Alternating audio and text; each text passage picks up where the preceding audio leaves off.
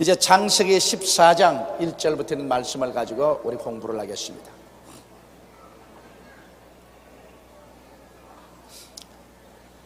제가 읽겠습니다. 당시에 시날 왕 아므라벨과 엘라살 왕 아리옥과 엘람 왕 그돌라오멜과 고임 왕 시다리, 소돔 왕 베라와 고모라 왕 비르사와 아드마 왕 시납과 스보임 왕 세베멜과 벨라 곧 소알 왕과 싸우니라.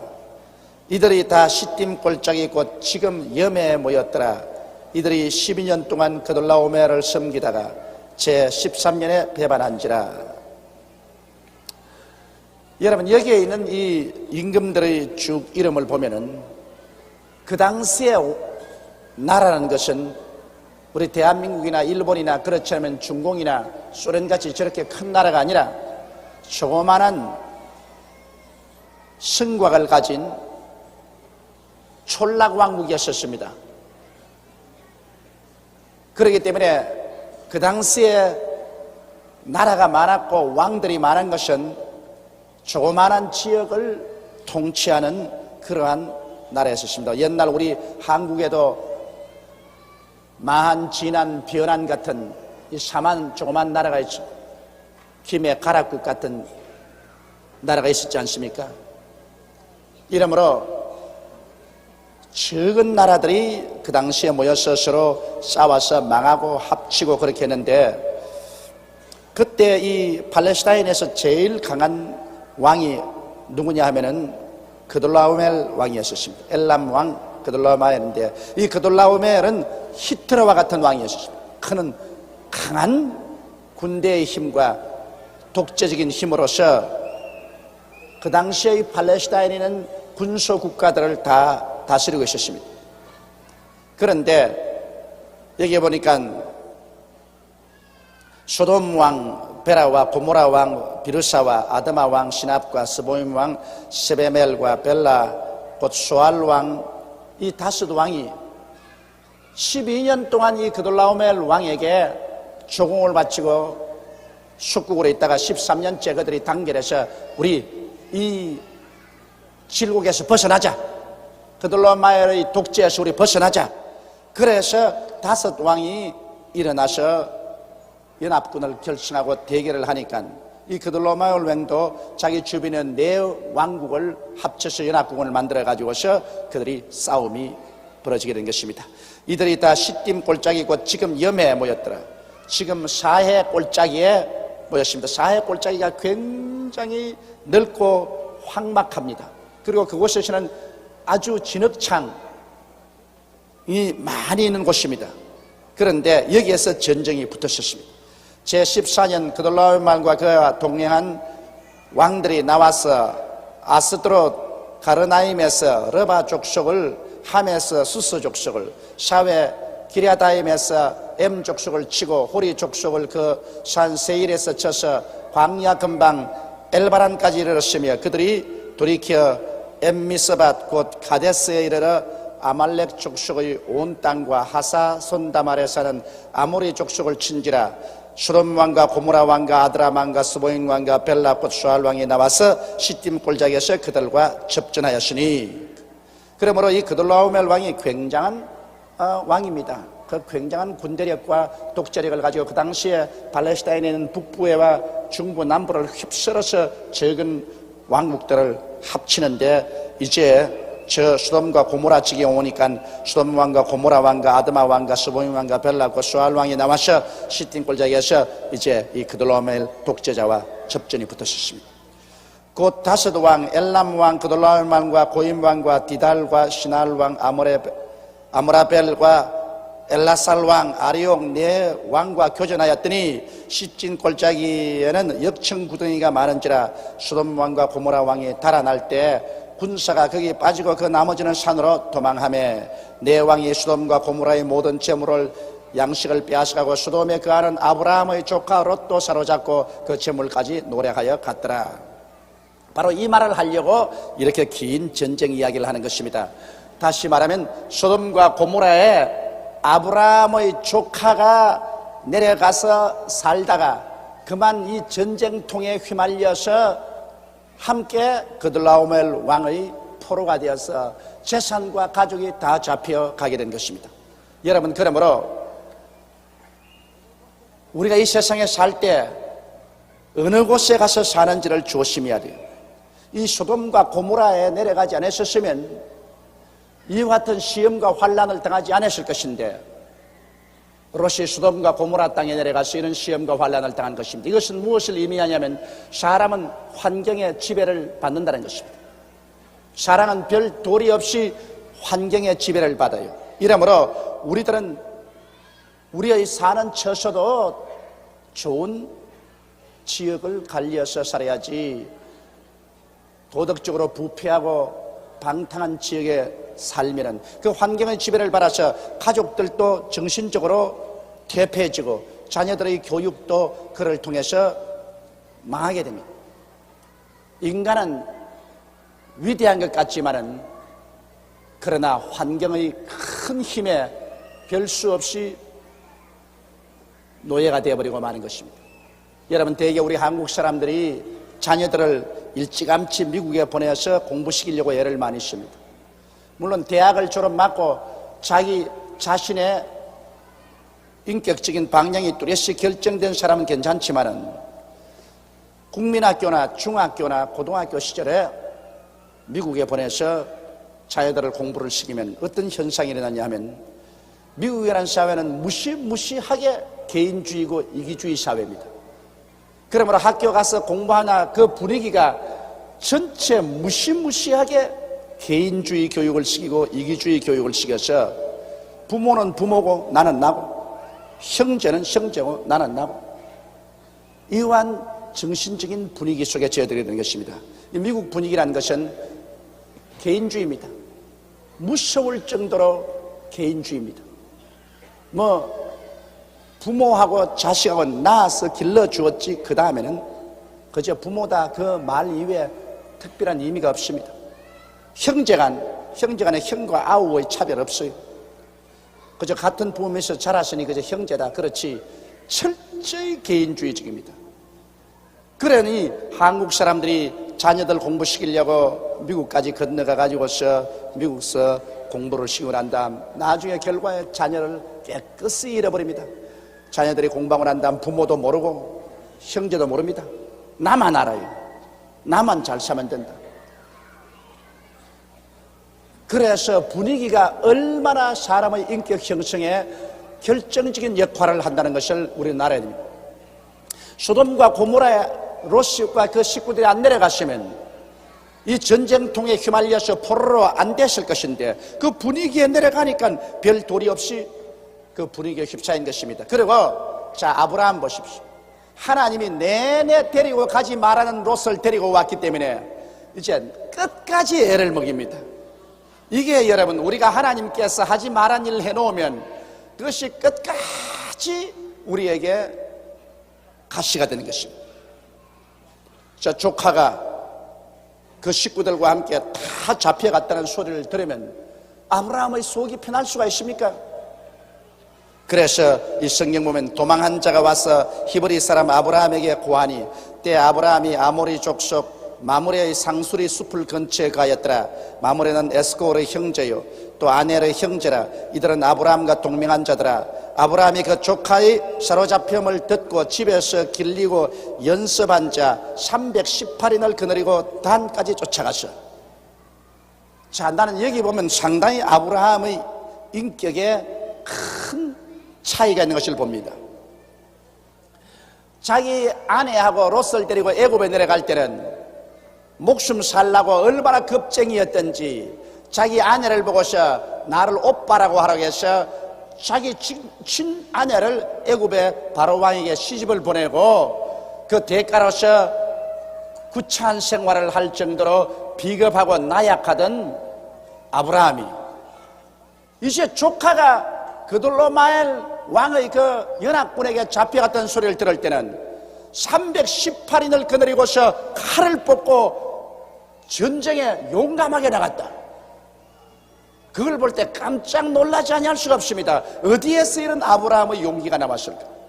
왜냐하면 여기는 다섯 왕이 연합한 왕이기 때문에 거대한 군대를 거느리고 있는데, 아브라함은 기껏 자기가 길른 군대는 318명을 거느리고 있었습니다. 그 318명을 거느리고 거대한 군대를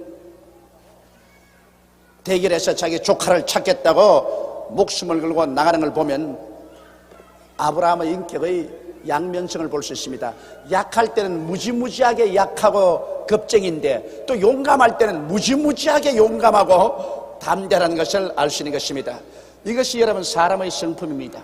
사람이란 이 땅에 살면서 모두 다 이중적인 성격을 가지고 있습니다. 우리가 교회에 와서 말씀을 듣고 예배 드리고 성령에 충만하면 아유 천사가 된 것처럼 신령해서 하나님 예배 드리고, 그 속 사람이 일어나서 그 사람 육체의 사람을 완전히 정복해버리고 아예 날개가 안 났는가 싶어서 볼 정도로 신령하게 되었다가, 이제 예배 다 앞이라고 집에 가서 한 2, 3일 세상살이를 하면은 그만 속 사람이 싹 깔아앉고 그 사람이 쫙 일어나가지고서 막 욕도 하고 호함도 치고 싸움도 하고 거짓말도 하고 사기도 치고, 그래서 완전히 하나님 안 믿는 사람처럼 되는 것이 아닌가 싶은 두려움이 생길 정도입니다.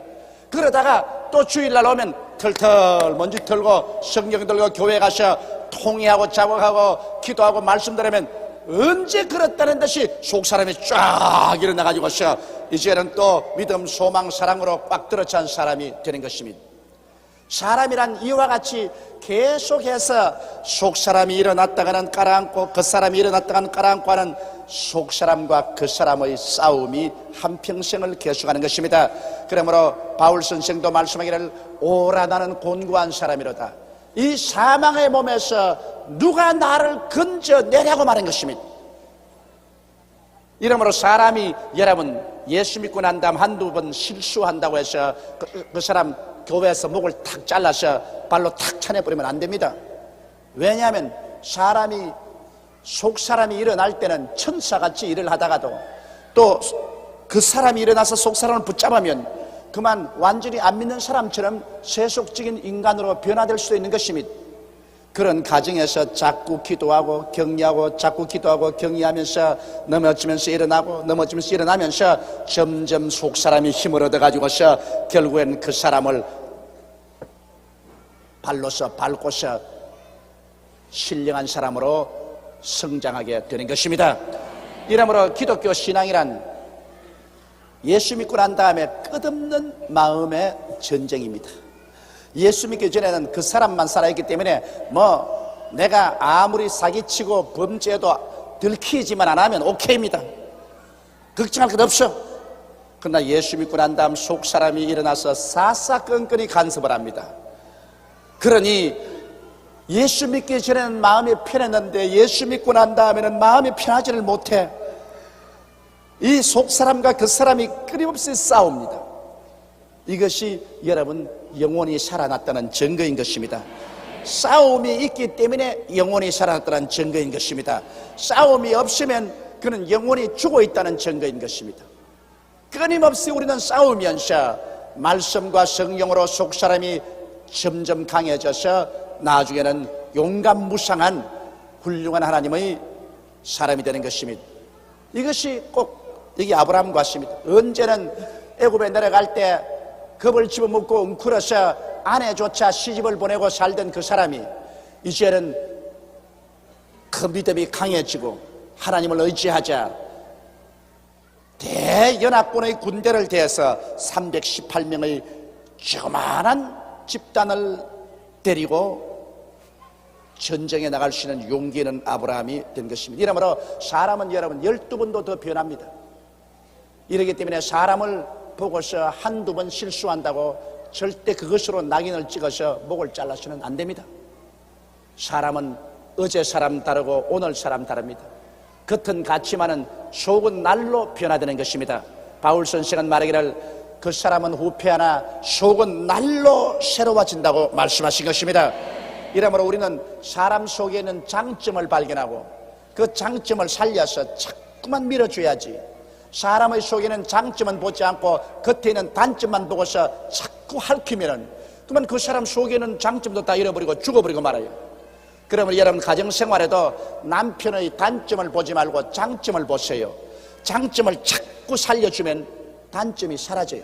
또 아내도 그렇습니다. 여러분, 아내의 단점을 보고 자꾸 핥히면 장점도 다 없어지고 아예 그냥 아내가 나빠져요.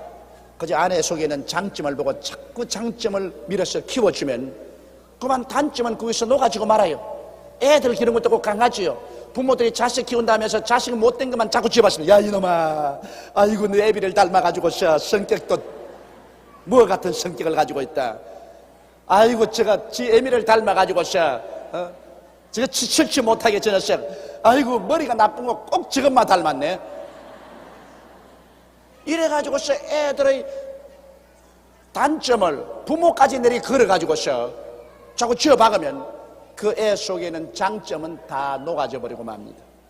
그러나 그 속에 있는 장점을 보고서 공부를 못하더라도 운동을 잘하면 이 체육 잘한다, 이 굉장히 이 장래 이 올림픽 선수가 되겠다. 그러나 이렇게 체육을 잘하면 또 그와 함께 공부도 좀 잘해야 더 훌륭한 사람이 된다. 그러므로 너 이 훌륭한 사람인데 공부도 더 잘 해봐라. 장점을 살려서 밀어주면 애들이 용기를 얻습니다. 그렇기 때문에 절대로 어린아이들에게 자기 개인의 이미지를 박살내지 마십시오. 나는 못한다, 안된다, 병신이다, 바보다, 천치다, 아이고 이웃에 자네 너는 왜 이 모양이나 해놓으면, 그래 나는 바보다, 그럼 바보인 것을 내가 증명하겠다. 그 다음부터 시험 칠 때마다 증명합니다. 바보로 증명해내요. 전부 빵점을 받아와요. 나 바보니까 바보로 증명해야지.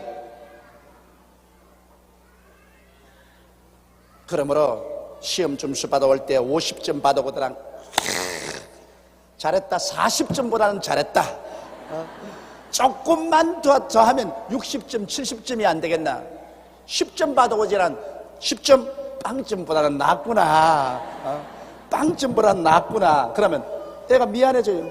아이고 나 빵점보다는 낫다 그러지만 10점이 이게 뭐냐, 야 이 바보 병신아, 10점이 뭐냐, 밥 먹지 마라 오늘부터 이 식통아 이라면 10점 받은 것도 장한 줄 알아라. 이제 앞으로는 고스란히 빵점 받아 올 테니까. 이러므로 여러분 절대로 장점을 가지고서 키워서 단점을 없애버리는 이와 같은 치료 방법을 취해야만 되는 것입니다. 하나님은 그렇게 하셔요. 하나님은 우리의 단점을 후벼 파서 우리를 죽이지 아니하고 언제나 우리의 장점을 주님께서 살려서 칭찬해 주시고 그 다음 단점은 이런 것이 있으니 이런 것은 고치면 좋겠다. 그래서 용서하고 고쳐주어서 우리를 하여금 주 안에서 장성하게 만들어주는 것입니다. 또한 여기 아브라함을 보면 아브라함이 굉장히 하나님께 물질적으로 축복을 받은 분이라는 것을 알 수 있습니다. 여러분, 입 한 식구 넣는 것이 얼마나 힘듭니까? 그런데 아브라함은 자기 집에서 318명을 훈련을 시키고 거느리고 있습니다. 아브라함은 우리 믿음의 조상이요, 우리도 아브라함과 같은 믿음을 가지면 아브라함과 함께 복을 받는다고 그랬는데, 아브라함이 하나님을 사랑하고 거지가 된 것은 아닙니다. 하나님을 사랑하고 믿고 여러 가지 시련은 겪으셨습니다. 순수한 신앙을 가지지 아니하고 탐욕을 가지고 있으므로 탐욕을 깨뜨리기 위해서 시련을 겪었지만은, 그러나 하나님께서는 하나님을 믿는 아브라함에게 굉장한 물질적인 축복을 주셨습니다. 그래서 318명을 한 집에서 데리고 먹고 입히고 자고 했으니 그 굉장한 재산을 가져야 됩니다. 여러분, 318명이 매일 아침마다 왁싹 먹어도 되고 점심 왁싹 먹고 저녁 왁싹 먹으면 이거 누에가 뽕나무 잎 먹듯이 쏴 하고 먹어가는데 무슨 재산으로 다 하는 것입니까? 그러나 아브라함은 그만한 하나님의 축복을 받은 것입니다. 이러므로 하나 알 것은, 여러분, 그 나라와 그 의를 먼저 구하면 하나님께서 우리가 무엇을 먹을까, 무엇을 입을까, 무엇을 마실까는 필요를 채워주시는 것입니다. 하나님께서 그리스도 예수 안에서 그 영광 가운데 풍성한 대로 너희 모든 쓸 것을 채우시려고 말씀하신 것입니다. 하나님은 여러분, 하나님을 믿는 백성을 입에 거미줄 치도록 만들지는 않습니다.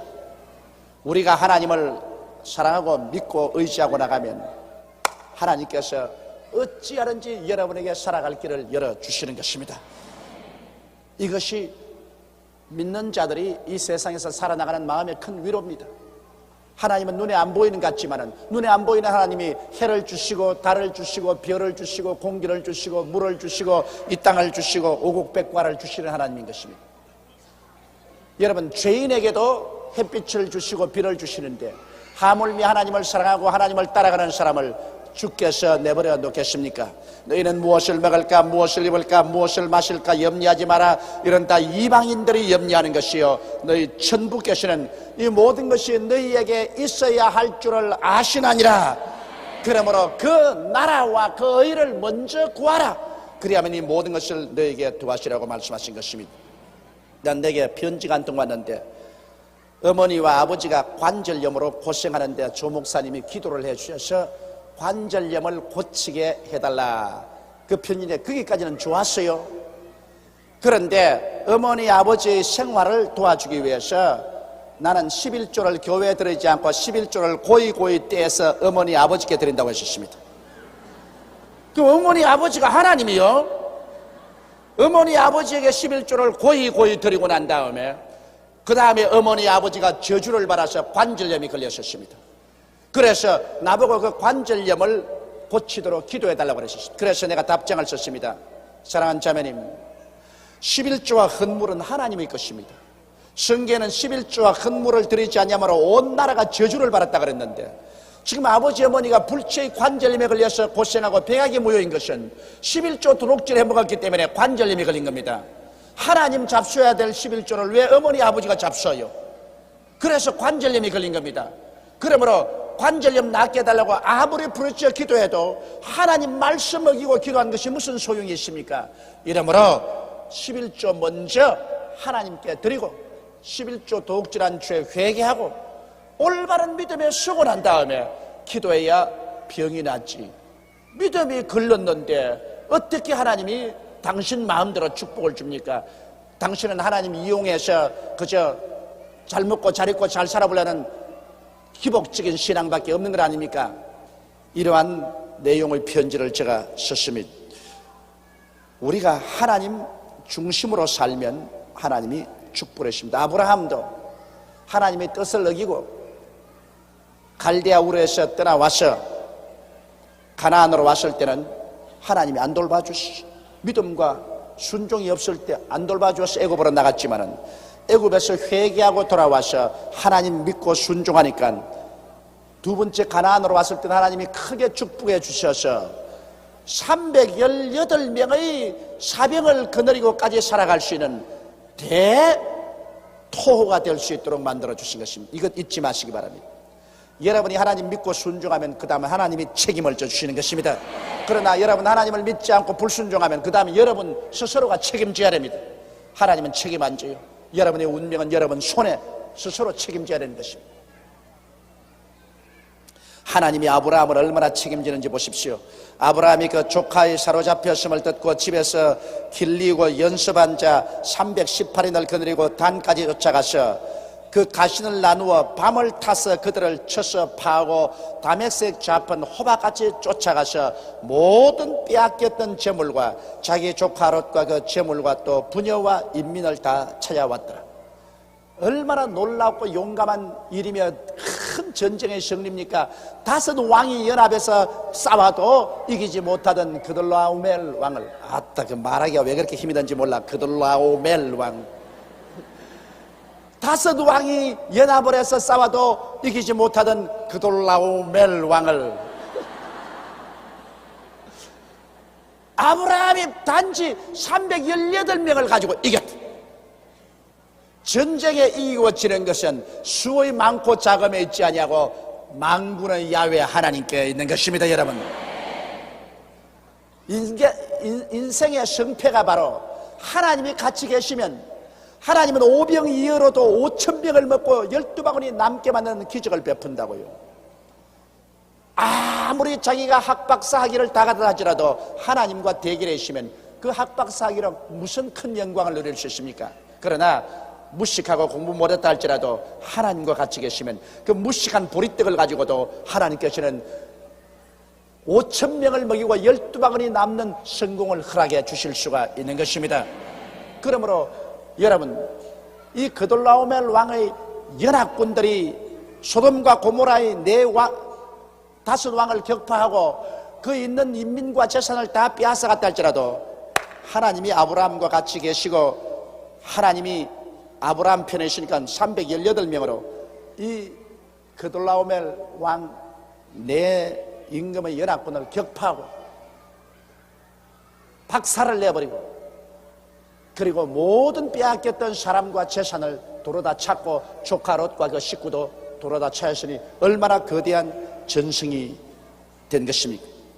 그러므로 하나님이 같이 계시면요, 하나님의 백성을 잡으려고 올무를 파놓으면 지가 그 올무에 걸리고, 하나님 백성을 떨어뜨리려고 함정을 파놓으면 지가 그 함정에 빠집니다.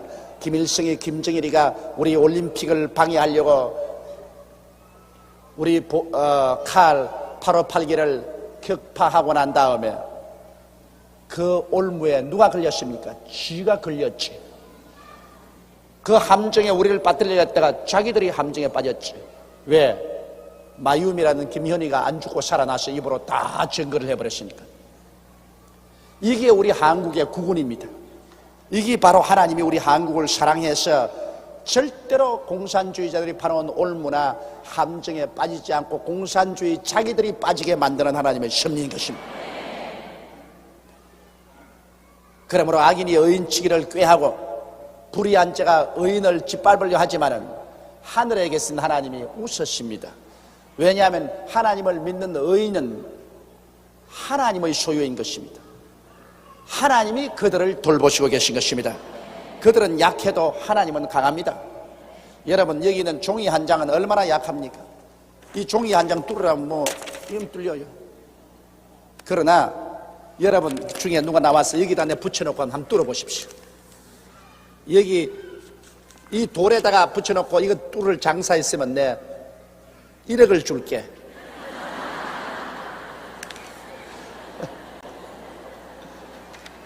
종이 한 장이야 누가 못 뚫겠습니다만 이 종이를 돌에 붙여놓으면 어떤 장사도 뚫을 수가 없습니다. 여러분, 한 사람 한 사람이야 아무것도 아니죠. 그러나 만군의 야훼 하나님과 십자가로 접붙여 놓으면 누가 건드려요? 하나님이 우리를 사랑하시면 누가 우리를 대적하리요? 대적할 사람이 없는 것입니다. 그러므로 아브라함은 하나님의 사람이기 때문에 인간의 힘으로 조직한 대군대를 격파하고 조카 롯과 그 재물과 또 부녀와 인민을 다 찾아왔습니다.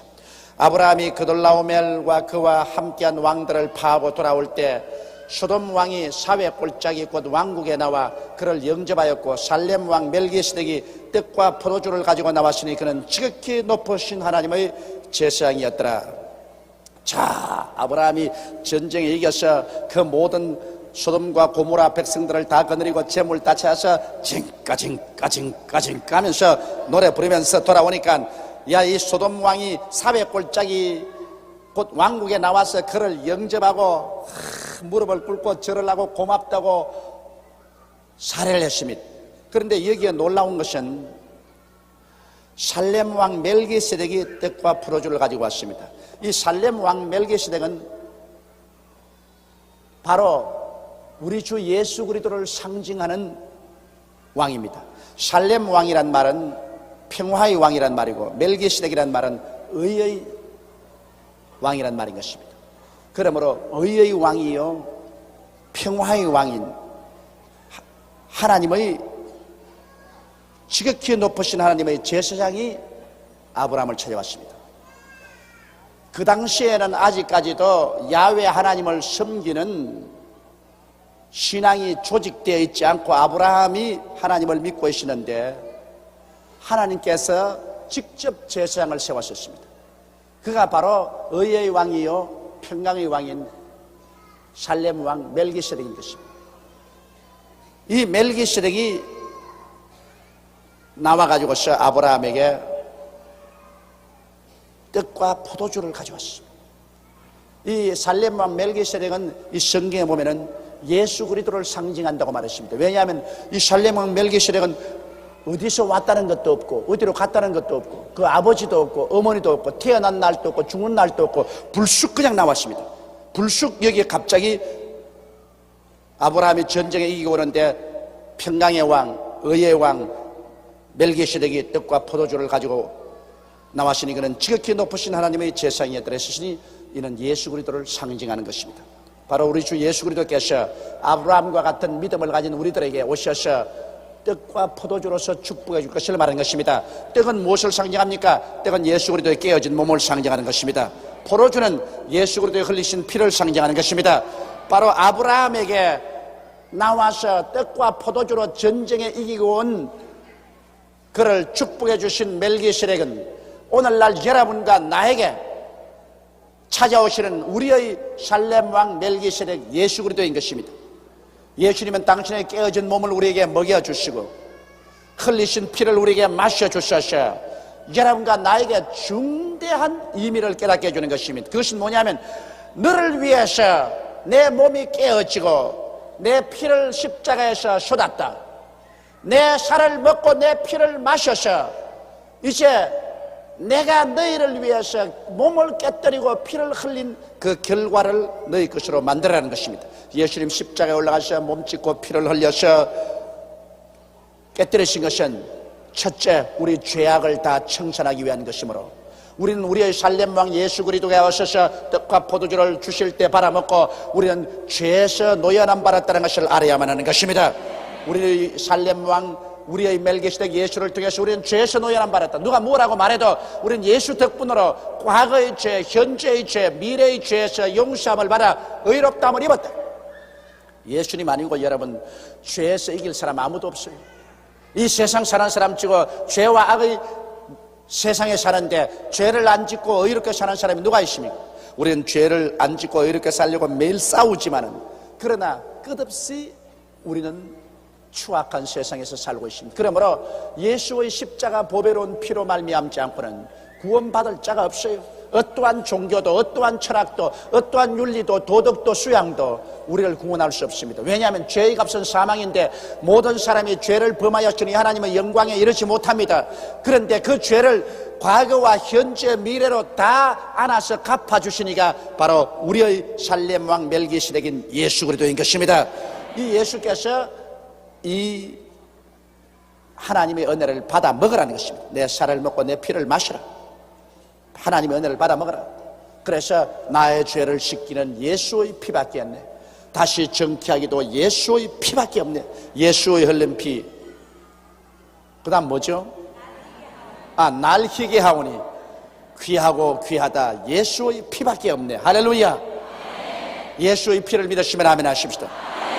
우리는 살렘 왕 멜기세덱이 갖다주는 떡과 포도주를 먹고 나면은 하나님과 우리와 화목되었다는 것을 압니다. 대제사장이니까 그 떡과 포도주로서 하나님과 우리 사이를 화목케 하셔서 그 화목케 한 결과로 하나님이 우리에게 성령을 보내주신 것입니다. 성령을 받은 것은 하나님이 우리를 기뻐하신다는 증거인 것입니다. 예수 믿고 난 다음에 여러분 속에 하나님의 성령이 다 와 계신 것입니다. 성령이 와 계신 양이신 내가 어떻게 아느냐?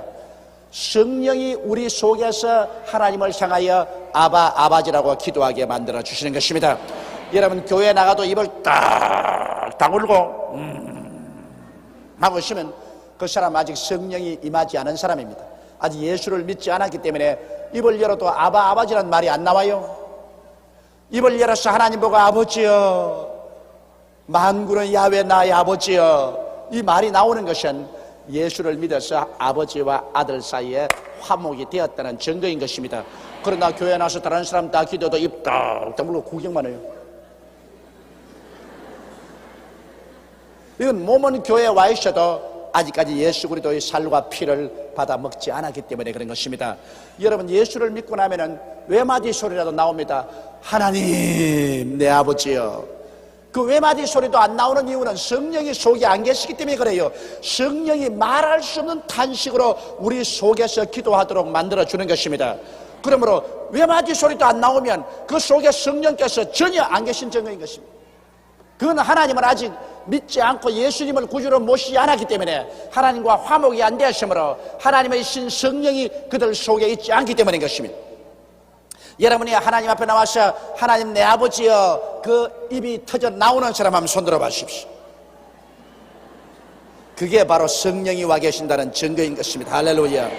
성령이 와 계시기 때문에 그 입이 터져서 그 말이 나온다는 것입니다. 또 우리가 멜기세덱 우리 주 예수 그리스도가 가져오는 떡과 포도주를 먹은 것은 우리가 병 고침을 받았다는 증거인 것입니다. 주님께서 우리 연약한 것을 친히 담당하시고 병을 짊어지고 가시기 위해서 몸이 찢기고 피를 흘렸기 때문에 우리가 예수 그리스도 앞에서 믿음으로 기도하면 병 고침이 오는 것입니다. 여러분, 사람은 이 세상에 살면서 늘 병이 들어요. 나는 요번에 미국 가서 장이 나빠져 가지고서 굉장히 애를 먹었습니다. 왜냐하면 이 물이 달라지면 나는 꼭 장이 고장이 나요. 사람들마다 그 몸 중에 약한 부분이 있어요. 어떠한 사람들은 심장이 약하고 폐가 약하고 위가 약하고 하는데 나는 심장도 튼튼하고 폐병은 나았지만 나아서 튼튼하고 위도 뭐 돌멩이를 먹어도 소화할 정도로 좋은데 이 장이 문제요. 이 장도 원래 이렇게 나쁜 게 아닌데 내가 군대에 있을 때 병원에서 막 이과대학 나온 연습생들이 나를 배를 째놓고 난 다음 나무 장을 끄집어내서 온갖 주물럭거리고 8시간을 그렇게 해놨기 때문에 그걸 집어넣어놔서 그때부터 장이 염증이 생긴 겁니다.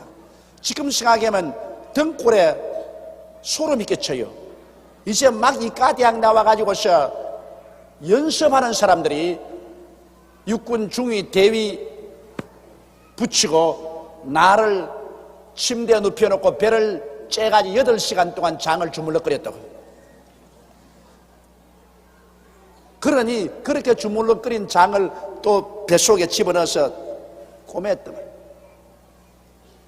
그 장이 상할 것이면 그때부터 장이 약해요.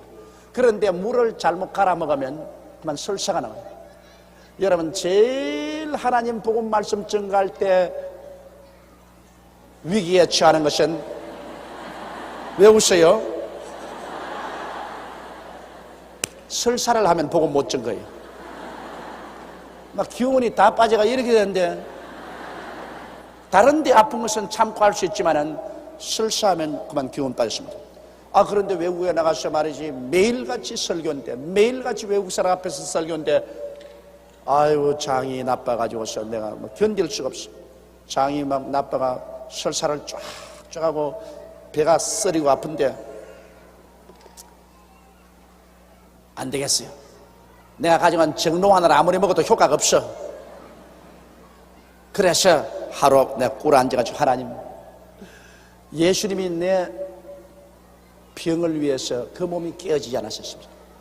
예수님이 내 이 장의 연약함도 담당하시고 깨어졌으니 주님이여, 내가 이 왜 장을 앓고 이렇게 복음 증거를 못하도록 이렇게 됩니까? 이것은 마귀가 하는 일이지 하나님이 하는 일은 아니지 않습니까? 하나님이 하는 일이 아니면 그건 마귀가 하는 일입니다. 하나님이 내게 장이 약하게 해서 복음 못 전하게 할 필요는 없으니까 마귀의 일이다. 그래서 하나님이 막 집중적으로 기도했습니다. 하나님, 예수의 채찍에 맞은 공로로 나으시는 예수 그리스도의 그 깨어진 몸의 역사로서 나의 장을 고쳐주옵소서. 나의 장을 치료하여 주시옵소서. 이 악한 염증을 물리치고 예수 이름으로 고쳐주옵소서. 기도도 제일 처음에는 아주 바위를 치는 것 같더니만 한 30분 기도하고 1시간 기도 집중으로 목표를 세우고 기도하니까 서서히 마음이 훈훈해지고 뜨끈해지더만 나중에 내 마음속에 이제는 낫다 마음이 확신이 와요. 여러분, 언제나 어떠한 것인지 박수를 하려고 하면 화끈하게 해버리지. 그냥 왜 그렇게.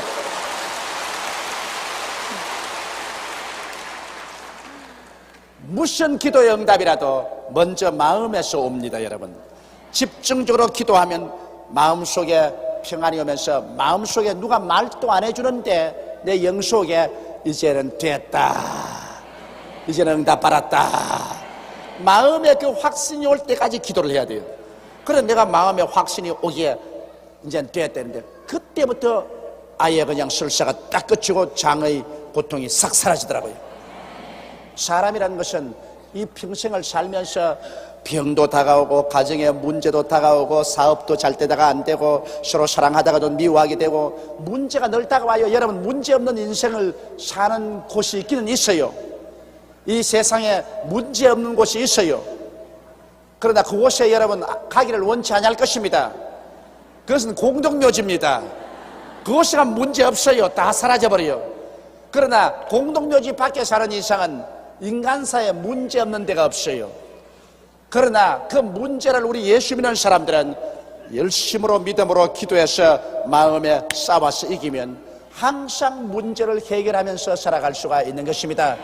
적은 문제를 해결하면 적은 축복이 오고 큰 문제를 해결하면 큰 축복이 오고, 그래서 문제를 기도로서 해결하면 이것이 오히려 축복으로 변화되지 손해로 변화되지 아니하는 것입니다.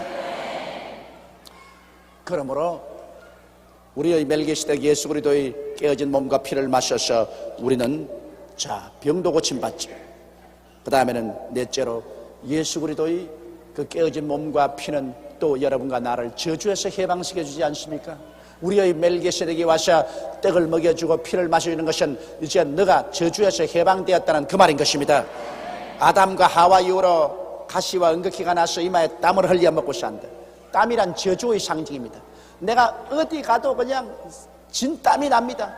진땀을 내고 사는 인생이란 얼마나 괴로운 인생인지 모릅니다. 그러나 이제 우리 주님께서 십자가에서 그것을 제거했어요. 이러므로 여러분의 삶에서 이 가시와 은극히가 제거되고 아브라함의 축복을 주신 것이므로 이것을 하나님께로부터 받을 때까지 여러분께서 결사적으로 좀 기도하라고요. 이 소식을 귀에만 듣고 있지 말고 내가 기도함으로 말미암아 그 저주를 짓밟고 일어난 그 믿음의 단계까지 도달하게 되시기를 주님 이름으로 축원합니다. 그리고 우리 멜기세덱의 떡과 포도주를 마시면 이것은 우리가 영원히 죽음에서 해방되었다는 것입니다. 이젠 그리스도의 강림하신 날 우리는 부활해서 예수님과 함께 신천신지 영원 무궁세계에서 눈물과 근심과 탄식과 이별하는 것이나 공하는 것이나 앓는 것이 없는 세계에서 살게 되는 것입니다. 그러므로 이 믿음의 조상인 아브라함이 전쟁에 이기고 왔을 때 의의 왕, 평강의 왕, 살렘 왕 멜기세덱이 떡과 포도주를 가지고 와서 그를 대접한 것은 이와 같은 위대한 승리를 하나님이 주셨다는 증거인 것입니다.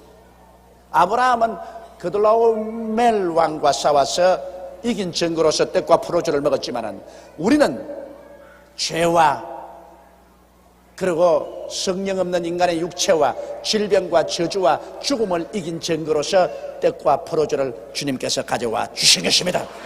그러므로 여러분, 승리는 승리입니다. 아브라함은 승리했어요. 여러분과 나도 승리해서 빼앗긴 거 찾아와야 돼요. 할렐루야. 마귀에게 빼앗긴 거 다 찾아와야 돼요. 바로 이 우리가 예수 그리스도의 살을 먹고 피를 마시고 승리하는 것은 잃어버린 것 다 찾아오는 승리인 것입니다. 잃어버린 것 찾아야 돼요. 예수 믿고 영혼이 잘됨 같이 범사에 잘됨에 강건한 이와 같은 찾아온 삶을 우리는 누릴 수가 있는 것입니다. 그가 아브라함에게 축복하여 가로되 천지의 주제시요 지극히 높으신 하나님이여 아브라함에게 복을 주소서. 자 보십시오. 성찬을 아브라함에게 대접하고 축복을 줍니다. 하나님께서는 천지의 주제십니다. 하늘의 주인이고 땅의 주인이신 것입니다. 지극히 높으신 하나님이신 것입니다. 이 하나님이여 복을 주소서. 여러분도 기도할 때 그냥 하나님 크지 말고 이처럼 해보십시오. 천지의 주제시니까 하나님, 저 하늘의 하늘, 또 그 위에 하늘까지 지으신 하나님, 저 무수한 별들, 수억만 개의 별들, 저 많은 성자들, 저 무수한 별들을 지으신 하나님이야. 그리고 저 높은 산과 깊은 계곡, 저 금푸른 저 억만 톤의 물을 가진 바다와 이 가운데 모든 것을 지으신 하나님이요, 그렇게 내 말로서 해보고 나면 내 말만 들어도 와, 이거 나 같은 것 아무것도 아닌데 내가 가지고 있는 문제가 무슨 문제겠나. 그런 위대한 하나님이 손만 하면 이렇게 하면은 다 해결될 것 아닌가. 마음속에 큰 위로와 긍정적인 믿음이 생겨난다고요. 그러므로 기도할 때 여러분 이 멜기세덱처럼 기도를 하라고. 그 아브라함에게 축복하여 가로되 그냥 하나님이여 복을 주소서 그렇게 하지 않고 천지의 주제이시요 지극히 높으신 하나님이여 아브라함에게 복을 주소서. 할렐루야. 보십시오 여러분, 하나님은 복 주기를 원하십니다. 멜기세덱이 와가지고서 아브라함에게 복을 주었습니다. 오늘 우리의 멜기세덱인 예수 그리스도도 여러분과 내게 와서 복 주기를 원하시는 것입니다. 화 주기를 원하지 아니하시고 우리에게 복을 주기를 원하십니다. 예수님은 당신의 깨어진 몸을 주시고 흘리신 피를 주셔 먹고 마시게 하시고, 그러고 난 다음에 나의 살을 먹고 나의 피를 마신 백성들에게 지극히 높으신 하나님이여 복을 주시옵소서. 예수님이 우리 위해서 기도해 주시는 것입니다. 그러니 예수 믿는 사람은 예수 믿고 하나님 앞에서 복을 받게 되시오. 예수님 믿고 순종하고 나가면 여러분은 복을 받게 되어 있습니다. 왜냐하면 복의 자녀들이 되어 있기 때문인 것입니다. 너희 대적을 내 손에 붙이신 지극히 높으신 하나님을 찬송할지로다. 자 보십시오. 아브라함이 전쟁에 이긴 것 자기 기술이 좋아서 이긴 것도 아니고 용맹에서 이긴 것도 아니고 천지를 지으신 지극히 높으신 하나님이 그 대적을 아브라함의 손에 맡기셨습니다. 일도 그래요. 여러분께서 하나님을 믿고 의지하고 나갈 때 여러분 앞에 다가오는 일들이 술술 풀려나가면 묶은 마디가 척척 풀려나가면 그 일이 안 될 것 없어요. 그러나 실타래가 엉클어지듯이 막 엉클어지고 요거 하나 풀어놓으면 저거 얽히고 저거 하나 풀어놓으면 이거 얽히고 골칫거리입니다. 골칫거리. 이렇게 되면 안 돼요. 여러분과 나의 인생을 실타래처럼 풀어주고 묶여진 마디마디마다 풀어주는 것은 하나님이신 것입니다. 그러므로 하나님의 축복을 받고 나면 일들이 풀려나게 되는 것입니다. 바로 멜기세덱이 한 말이 그겁니다. 그가 아브라함에게 축복하여 가로되 천지의 주시여 지극히 높으신 하나님이 아브라함에게 복을 주소서. 너희 대적을 내 손에 붙이신 지극히 높으신 하나님을 찬송할지라 하며 아브라함이 그 얻은 것에서 10분의 1을 멜기세덱에게 주었더라. 이게 진짜 중요합니다. 여러분, 하나님 아버지께 우리가 예수 믿고 축복을 받은 사람은 그 축복을 완전히 내 것으로 받았다는 증거로서 하나님 앞에 11조를 드려야만 되는 것입니다. 11조 왜 드리나? 드릴 필요 없지 않느냐? 그렇지가 않습니다.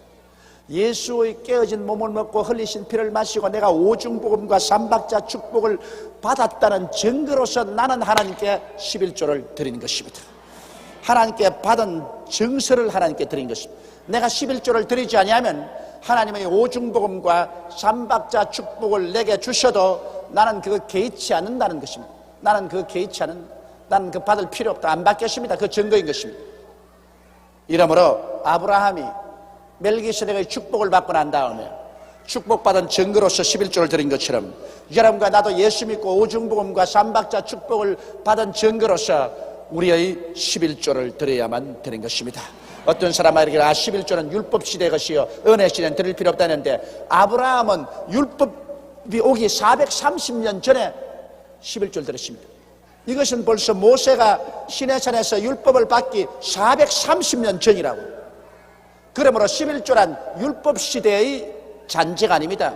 11조란 우리 믿음의 조상 아브라함이 하나님께 축복을 받은 증거로서 하나님께 내어놓은 것으로서 이것은 율법을 초월해서 영영토록 우리가 이 땅에 사는 동안에는 우리가 하나님께 받은 축복을 감사해서 11조를 내놓아야 되는 것입니다. 그럴 때 하나님의 축복은 우리의 것이 되어버린 것입니다.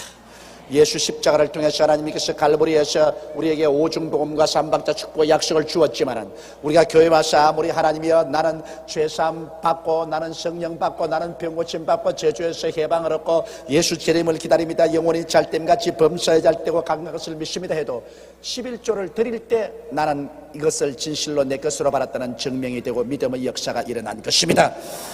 이러므로 11조 드리지 않은 믿음은 믿음이라고 볼 수 없습니다. 그건 예비 믿음이지.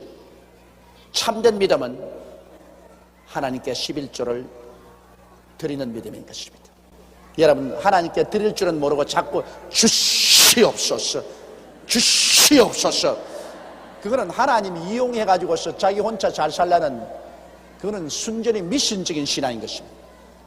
우리는 먼저 하나님이 은혜 주신 것을 알고 우리 시간 드리고 몸 드리고 11조 드리고, 그리고 아버지 주신 것을 감사히 받습니다. 올바른 신앙은 드리고 받는 것이고, 잘못된 신앙은 받기만 하겠다. 이건 잘못된 신앙이에요. 그래서 기복신앙이다, 샤머니즘이다, 미신적인 신앙이다, 그렇게 말하는 것은 하나님께 드리지 않고 받기만 하려고 철야를 하고, 받는다니까 눈이 뽀얗게 철야를 하면서 주시옵소서 하고, 눈이 퀭 하도록 금식을 하고 주시옵소서. 이것이 샤머니즘입니다. 이것이 기복신앙이고요, 이것이 인본주의적인 신앙인 것입니다. 참된 신앙은 그게 아니고, 참된 신앙은 하나님이 그 아들을 주셨으니 너무 감사해서 주여 여기에 주일날 시간 드립니다. 주여 내 몸 들여서 봉사합니다. 주여 내게 여기에 하나님께 받은 귀한 예물 11조를 하나님께 드립니다. 주여 주님께 드립니다. 이제 주를 더 섬기고 주님 뜻대로 살기 위해서 주님께서 내게 건강도 주옵소서, 화평도 주옵소서, 물질도 주옵소서. 이거는 올바른 신앙입니다. 왜냐하면 이거는 드리고 난 다음에 받는 것입니다. 주라 그래야만 돌려줄 것이니 곧 후회되어 눌러 흔들어 넘치기서 않게 유리한 것은 당연한 이치입니다. 먼저 주고 받는 것은 올바른 신앙이지만, 주지도 않고 받으려는 것은 밭에 심지도 않고서 곡식을 거두려는 황당무계한 짓이 되고 마는 것입니다. 이러므로 여기 아브라함은 멜기세덱으로부터 큰 축복을 받고, 달라고도 하는데 멜기세덱이 주었어요. 그러므로 그냥 받은 것이 아닙니다. 드렸습니다. 그는 일체 11조를 멜기세덱에게 다 드리고 난다. 그러고 난 다음에 그 축복을 받아 누린 것입니다. 오늘날 또 11조를 어떻게 내느냐? 11조 거두어가지고서 시골에 부모에게 다 내고 11조 드렸다. 그게 무슨 11조요? 11조는 어디에 드릴 것이냐? 우리의 멜기세덱인 예수님께 드려야만 되는 것입니다. 11조는 다른 데 드리면 안 돼요. 예수님께 드려야 돼요. 그럼 어디 예수님이냐? 내가 나가서 섬기는 교회에 계신 거기에서 11조를 드려야 되는 것입니다. 내가 예수의 말씀을 듣는 그 교회에서 11조를 드려야 돼요. 어떤 사람들은 말하기를, 여의도 순복음교회는 큰 교회고 부자 교회니까 교회는 거기서 나가고 11조는 시골로 보낸다. 그것은 음식은 순복음교회에서 먹고 돈은 시골 교회에서 지불한다. 그거 한 가지인 것입니다. 교회가 크면 클수록 하나님의 사업도 크게 합니다. 적은 교회는 11조나 헌금이 나오면 먹어버리고 없어집니다. 그 이상 할 수가 없어요. 그러나 우리같이 큰 교회는 여러분의 11조 헌물이 나오면 이것을 받아가지고서 온 천하에 복음을 전합니다. 우리 교회가 미치는 영향력이란 지금 막강입니다. 온 천하에. 대한민국이 어디에 붙었는가 하면 모르는 사람도 순복음교회 어디에 붙었는가 하면 서울이라 그럽니다. 그럴 정도로 세계적인 영향력을 미친 것은 여러분이 이곳에 나서 말씀을 먹으면서 11조를 드렸기 때문에 그 물질로서 라디오, 텔레비, 선교 역사를 할 수가 있었던 것입니다. 이러므로 11조는 내가 나가는 교회에서 그곳 예수 그리스도의 재단에 바쳐야 되는 것입니다. 내가 마음대로 11조 가지고서 무슨 구제사업도 하고 내가 마음대로 불쌍한 사람에게 나눠주기도 하고 하는 것은 11조 아닙니다. 11조는 멜기세덱에게 드려야 돼요. 그건 예수님 우리 멜기세덱에게 드려야 되는 것입니다. 아브라함이 그 얻은 것에서 10분의 1을 멜기세덱에게 주었더라. 소돔 왕이 아브라함에게 이르되 사람은 내게 보내고 물품은 내가 취하라. 야, 이거 참 아브라함이 큰 부자 될 가능성이 있어요. 소돔 고모라 성에서 얻은 물질이 얼마나 많습니까? 그러니까 소돔 고모라 왕이 와서 사람들만 돌려주고 물질은 다 가져가라 그랬습니다. 그래도 아브라함은 여러분 이 세상 인간의 수단과 방법에 그의 삶의 근원을 주지 않고 그의 삶의 원천을 천지를 지으신 하나님께 주었습니다. 그래서 아브라함은 자기가 땀 흘리지 않고 얻은 물질, 세상에서 그냥 세속적으로 주는 물질에 대해서 손을 내밀지 않았습니다. 물질에 탐욕이 없었어요. 이게 아브라함 보십시오. 아브라함이 소돔 왕에게 이르되 천지의 주제시요 지극히 높으신 하나님 여호와께 내가 손을 들어 맹세하노니 내 말이 내가 아브라함으로 치북해 하였다 할까 하여 내게 쏘간 것은 물은 한 실이나 신들매라도 내가 취하지 아니하리라. 보십시오. 하나님을 존경하지 않은 소돔 고모라 왕이 나중에 아브라함이 저렇게 부자 되어서 잘 사는 것은 내가 우리 재산 다 주었기 때문에 부자 되었다, 이렇게 너 말 못하게 하기 위해서 나는 너희 소돔 고모라 백성들이 가지고 있던 실오래기 하나도 취하지 않겠다. 아브라함은 부욕해 하는 하나님에 대한 철저한 신앙을 가지고 있었습니다. 너가 안 줘도 나는 부자로 산다, 그것이 것입니다. 할렐루야. 너가 안 줘도 천지를 지으신 하나님이 하나님 믿는 사람 부자로 살게 만들어 주신다. 그러므로 나는 너가 주는 실오래기 하나라도 나는 공짜로 받지 않겠다. 나는 하나님이 나 삶의 자원이 되고 하나님이 나의 근거가 되고 하나님이 축복해 주는 것 받지, 하나님 축복해 주지 않은 것, 인간 편에서 주는 것 내가 받아서 나중에 하나님께 영광되지 않은 말 듣지 않겠다는 것입니다. 그러므로 여기에서 아브라함의 두 가지 사항을 우리가 배울 수 있습니다. 아브라함은 하나님은 절대로 물질로서 축복해 주신다는 것을 믿었습니다. 소돔 고모라 너희들 재산 안 줘도 하나님은 내게 재산 주신다. 하나님이 아무것도 안 준다고 생각했으면 소돔 고모라 왕이 준다 할 때 고맙소 넙적 받았겠죠. 그렇지 않아요? 그러나 더럽다 그거. 너 하나님도 안 믿고 세속으로 사는 너희들 그 재산 준다고 내가 받겠느냐? 그거 안 받아도 나는 하나님이 주시는 재산 받는다. 하나님이 너희들 준 재산보다 더 많이 준다. 그래서 아브라함은 하나님이 반드시 물질을 주셔서 부유하게 살게 하신다는 사실을 믿은 것입니다. 둘째로 아브라함은 모든 일에 하나님이 영광 받게 하겠다는 결심인 것입니다. 하나님께 영광 돌리지 않은 재산은 받지 않겠다. 내가 재산 받고 간증할 때 하나님이 나의 사업에 축복을 해 주었습니다, 하나님이 내 직장을 주셨습니다, 하나님이 내게 은총을 주어서 하나님 은혜로 삽니다는 하나님께 영광 돌리기를 아브라함은 원하신 것입니다. 그래서 아브라함이 소돔 왕에게 이르되 천지의 주제시여 지극히 높으신 하나님 여호와께 내가 손을 들어 맹세하노니 내 말이 내가 아브라함으로 치북해 하였다 할까하여 내게 쏘간 것은 물은 한 실이나 신들매라도 내가 취하지 아니하리라. 오직 소년들의 먹은 것과 나와 동행한 아넬과 에스콜과 마므레의 분깃을 제할지니 그들이 그 분깃을 취할 것이라. 이것은 뭐냐면 함께 전쟁에 나간 318명 군인들에게는 얼마씩 너희들 민족을 구원해 주었으니 그 군인들에게는 얼마씩 나눠줘라. 그리고 나와 함께 전쟁에 나간 동맹한 이웃 독립 사람들에게는 얼마씩 나누어줘라. 나는 안 취한다. 나는 실오래기 하나 신들매 하나라도 취하지 않는다. 나는 하나님만 의지한다. 그렇게 말한 것입니다. 여기에서 여러분, 우리는 아브라함의 자신으로서 우리도 알아야 될 것은 우리도 하나님만 믿고 살아갈 수 있다는 것입니다. 사람이 떡으로만 살 것이 아니요 하나님의 입으로 나오는 모든 말씀으로 살 것이니라. 하나님이 여러분의 삶의 자원이 됩니다. 하나님이 여러분의 삶의 원천이 됩니다. 여러분과 내가 하나님 말씀 믿고 하나님께 순종하고 그 다음 믿음으로 기도하고 나가면 천지를 지으신 하나님, 하늘과 땅의 임금 되시는 하나님께서 저 별들을 지으시고 저 바다를 지으시고 저 높은 산 깊은 계곡을 지으시고 저 오국백과를 지으시고 이 모든 나무와 들풀을 지으신 하나님께서는 여러분과 나에게 충분히 먹고 살아갈 수 있는 길을 하나님은 예비하여 주시는 것입니다. 우리 하나님은 살아계십니다. 하나님은 그렇게 무능력한 하나님이 아닙니다. 하나님은 바로 여러분과 나의 목자가 되십니다. 그렇기 때문에 다윗이 말하기를 야훼는 나의 목자시라 내게 부족함이 없겠다 말했습니다. 여러분, 하나님께서는 최소한도 우리에게 부족함이 없도록 영육간에 살아갈 수 있도록 만들어 주시는 것입니다. 그러므로 우리 낙심하지 말고 하나님 말씀 믿고 순종하고 예수 십자가를 통해서 하나님이 우리 멜기세덱으로 베풀어 주신 오중복음과 삼박자 축복을 11조로 내 것으로 받아들이고 그리고 믿음으로 기도하게 되시기를 주의 이름으로 축원합니다.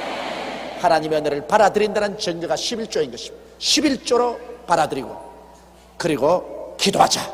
그러면 반드시 우리에게 좋은 날이 다가오고 위대한 승리가 다가오게 되는 것입니다.